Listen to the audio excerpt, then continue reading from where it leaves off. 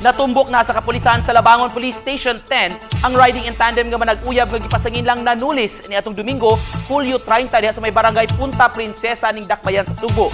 Nakuha og CCTV ang pagsibat sa duha ka mga suspect sakay sa motorsiklo.